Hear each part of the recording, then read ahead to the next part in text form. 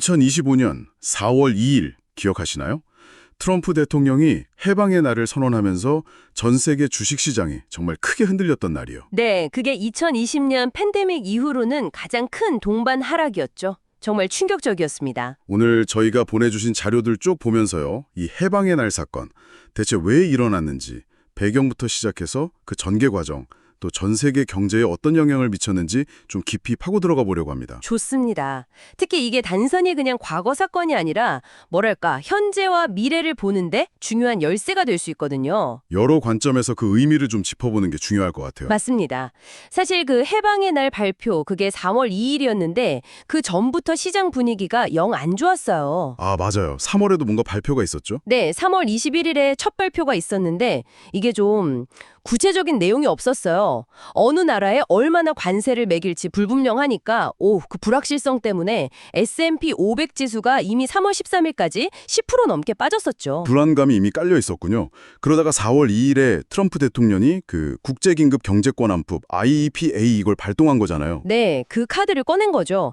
이게 상당히 센 조치거든요. 미국의 무역 적자를 국가 비상사태다 이렇게 선포해버리고 광범위한 관세를 매길 수 있는 근거가 되니까요. 기본 10%에다가 중국은 뭐 54%, EU 20%, 베트남 46%, 특정 국가들에는 훨씬 더 높은 세율을 적용했더라고요. 그렇죠. 그러니 발표 딱 나오자마자 선물 시장부터 반응이 그냥 바로 급락세로 나타났죠. 정말 즉각적이었어요. 그리고 바로 다음 날 4월 3일하고 4일 이틀 동안 미국 시장은 그야말로 아수라장이었죠. 네, 패닉 상태였어요. 나스닥, S&P 500, 다우존스 할 거 없이 주요 지수들이 그냥 기록적인 속도로 폭락하면서 약세장으로 들어가 버렸습니다. 단 이틀만요. 네, 이틀 만이에요. 시장 가치가 6조 6천억 달러. 이게 우리 돈으로 얼마인지 상상도 안 가는 금액인데 그게 그냥 사라진 거예요. 역대 최대 규모의 이틀 손실이었죠. 와, 6조 6천억 달러. 소위 그 공포지수라고 부르는 VIX 있잖아요. 그게 2배로 치솟았다는 건 뭐 수치 이상의 의미가 있죠. 시장 참여자들이 얼마나 극심한 공포와 불확실성을 느꼈는지 보여주는 거니까요. 거기다 중국이 또 가만히 있지 않았죠. 34% 보복 관세 발표하면서 하락세에 기름을 부었고요. 그렇죠. 혼란은 거기서 끝이 아니었어요. 관세가 실제로 발효된 게 4월 5일인데 그 이후에도 시장은 계속 떨어졌고 심지어 관세를 일시 중단한다는 루머가 돌았다가 백악관이 또 부인하고 이런 과정이 반복되면서 변동성만 더 커졌다고요? 맞아요. 아주 그냥 시장을 들었다 놨자 했죠. 4월 8일에는 일본하고 협상한다는 소식에 잠깐 반등하는가 싶더니 트럼프 대통령이 갑자기 중국 관세를 104%로 올리겠다. 이렇게 발표하니까 아, 104%요? 네. 그러니 그 잠깐 올랐던 거 다 까먹고 다시 내려갔죠. 정말 롤러코스터였습니다. 그러다 다음 날 9일에는 또 중국 빼고 나머지 국가들 관세를 90일간 10%로 낮춘다고 해서 시장이 급등하고 그랬다가 또 10일에는 이거 장기적으로 너무 불확실하다 이러면서 다시 급락하고 뭐 이런 식이었죠. 정말 예측 불가능한 정책 변화가 시장을 뒤흔들었네요. 이게 미국뿐만 아니라 전 세계적으로 충격이 컸죠. 그럼요. 즉각적이었어요. 캐나다, 한국, 일본 증시 다 급락했고요. 특히 일본 니케이는 7%나 폭락해서 거래가 중단되기까지 했어요. 거래 중단까지요? 네. 호주, 유럽 주요국 증시는 물론이고 심지어 남아공 증시까지 동반 하락을 피하지 못했죠. 유가나 구리 같은 원자재 가격도 급락하면서 이거 경기 침체 오는 거 아니냐 이런 우려가 확 커졌고요. 주식시장도 주식시장이지만 그때 채권시장 움직임도 좀 특이하다고 들었어요. 네. 그게 정말 주목해야 할 부분인데요. 처음에는 보통 위기 때처럼 안전자산 선호 심리가 작용해서 미국 국채 수익률이 좀 떨어지는 듯 했어요. 네, 보통은 그렇죠. 그런데 갑자기 방향을 확 틀어서 수익률이 급등하기 시작한 거예요. 특히 30년물 국채 수익률은 1982년 이후로 하루 상승폭이 가장 컸습니다. 1982년 이후 최대요. 와, 이건 진짜 이례적인데요. 보통 위기 때는 국채로 돈이 몰려서 수익률이 떨어져야 하는 거 아닌가요? 맞아요. 그게 일반적인데 거꾸로 갔다는 건 이게 시장이 단순한 변동성을 넘어서서 혹시 인플레이션이 더 심해지는 거 아닐까? 아니면 더 나아가서 미국 국채 자체에 대한 신뢰도에 문제가 생기는 거 아닐까? 뭐 이런 걱정까지 하기 시작했다는 신호일 수 있어요. 외국인 투자자들이 막 팔아치웠을 가능성도 있겠네요. 네, 그럴 가능성도 충분히 있죠. 일본이 긴급회의까지 소집할 정도였으니 국제 금융시장이 얼마나 심각하게 닫아들였는지 알 수 있는 대목입니다. 정말 극심한 혼란이었네요.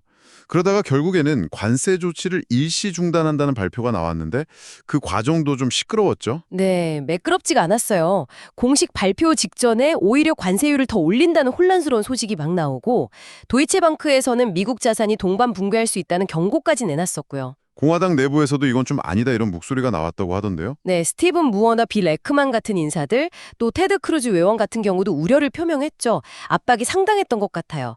결국 트럼프 대통령이 트루스 소셜, 그 자신의 SNS를 통해서 좀 재무장관 등과 같이 작성했다고는 하지만 다소 비공식적인 느낌의 메시지로 일시 중단을 발표했잖아요. 맞아요. 심지어 백악관 직원들 중 상당수도 그 게시물 보고 알았다는 얘기도 있더라고요. 네, 그만큼 당시 상황이 얼마나 혼란스럽고 예측 불가능했는지 보여주는 거죠.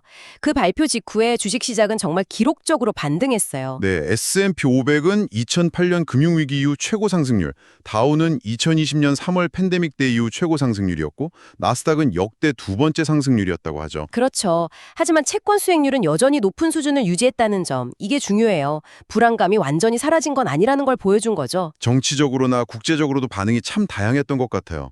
미국 안에서는 트럼프 지지층은 여전히 낙관눈을 펼쳤겠지만 네, 하지만 공화당 내부에서조차 비판적인 목소리가 나왔고 연준은 금리 인하 요구에 대해선 선을 그었죠. 민주당은 당연히 강하게 비판했고요. 또 그 와중에 트럼프 대통령 개인적인 행보, 예를 들어 골프를 친다거나 모금 활동을 한다거나 심지어 밈코인 발행이나 트루스 소셜 게시물 관련해서 내부자 거래 의혹까지 제기되면서 논란이 더 커졌었죠. 맞습니다. 국제적으로도 반응이 날카로웠어요. 독일 숄츠 총리는 미국의 보호무역주의를 정면으로 비판했고 호주 총리는 정책의 변덕스러움을 약간 풍자하기도 했고요. 중국은 즉각 보복 조치 취하고 미국 비난 성명 내고 그러면서도 자국 증시 안정시키려고 국영기업 동원하고 그랬다면서요? 네, 여러 가지로 대응했죠. 정말 숨가쁘게 돌아간 한 주였습니다. 자, 그럼 정리를 좀 해볼까요? 이 해방의 날 선언이라는 게 결국 예고 없이 단행된 대규모 관세 부과로 시작해서 전 세계적인 금융시장 패닉과 엄청난 변동성을 일으켰고 또 혼란스러운 정책 번복 과정을 거쳐서 일단락된 사건이다. 이렇게 볼 수 있겠네요. 그렇죠. 무엇보다 세계 경제가 얼마나 서로 촘촘하게 연결되어 있는지, 그리고 갑작스러운 정책 변화 하나가 얼마나 큰 타금력을 가질 수 있는지 정말 여실히 보여준 사례라고 할 수 있습니다. 여러분께서도 아마 이 사건을 보시면서 급변하는 정책 리스크가 개인의 투자나 세계 경제 전체에 미치는 영향을 좀 생생하게 느끼셨을 것 같아요. 네, 그래서 마지막으로 이런 질문을 던져볼 수 있을 것 같습니다. 우리가 이 해방의 날 소동을 통해서 배울 점은 뭘까? 특히 세계 무역이나 경제에 영향을 미치는 이런 갑작스럽고 중대한 정책 변화가 장기적으로 어떤 영향을 줄지 우리가 뭘 대비해야 할지 고민해 봐야겠죠. 그리고 앞으로 또 어떤 시장 변동성이 나타날지, 또 각 나라의 경제적인 목표와 이렇게 깊이 연결된 세계 경제 사이에 복잡한 관계를 어떻게 이해해야 할지 여러 가지 중요한 교훈을 얻을 수 있지 않을까 싶습니다. 함께 곱씹어볼 문제인 것 같네요.